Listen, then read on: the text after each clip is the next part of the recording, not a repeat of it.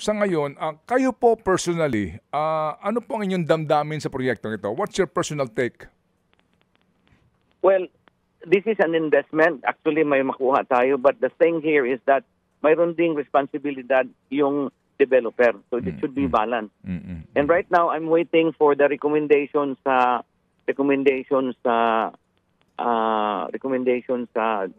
composite team. Then we will follow what's in there. Okay. Opo. Sir, sa ngayon po kasi nga, di ba, mayroong persilis po on the ENR, di ba? 3 daw po yung violation, 734 trees were cut, and ang natira lamang, 11 sa puno na lamang, etc. So, despite this press release, as in, ngayon po, tuloy pa rin ang kanilang development at wala pa kayong ginagawang action dito para patigil ito? No. I don't think, I'm not saying that it's hindi pa nag-hold. That's why I really wanted to check that right now because sabi mayroong cease and desist, but I haven't received anything yet. So I think we can have that today. So if that is then what in the recommendation, then we'll push through with that. Okay, sige. Kung ano po rekomendasyon, yun po ang inyong susundin. Opo. Sige po. Pero, Mayor, kung sakali ho ba,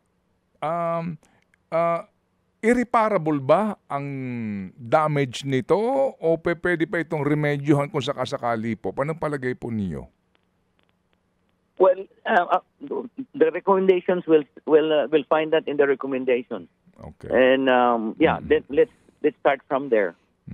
Okay. Sige po. So, dagang salamat, Mayor. Hindi ko namin kayo nakakalimutan. Ito pong nangyari dyan trahedya sa buong lalawigan po ng Cebu. Kaya ho kami tumawag dito po sa Metro Manila kasi nga despite the political noise, we have to we always have to remember kung ano po ang maaaring gawin ng gobyerno para po makatulong sa inyo na agad makabangon, Mayor.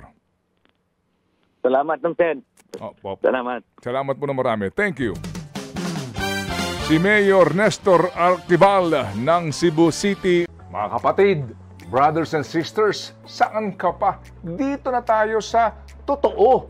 Dito na tayo sa True FM. Mga kapatid, mag-subscribe and follow po kayo sa social media accounts ng True Network PH. Yan po kami. Hanapin nyo lang True Network PH, Facebook, Instagram, YouTube, TikTok, and podcast. Mapa Apple or Spotify man yan, mahahanap nyo kami. Lahat ng mga napapanood at napapakinggan nyo po sa programa, nasa social media accounts namin yan. So, paano mga kapatid? See you sa social media!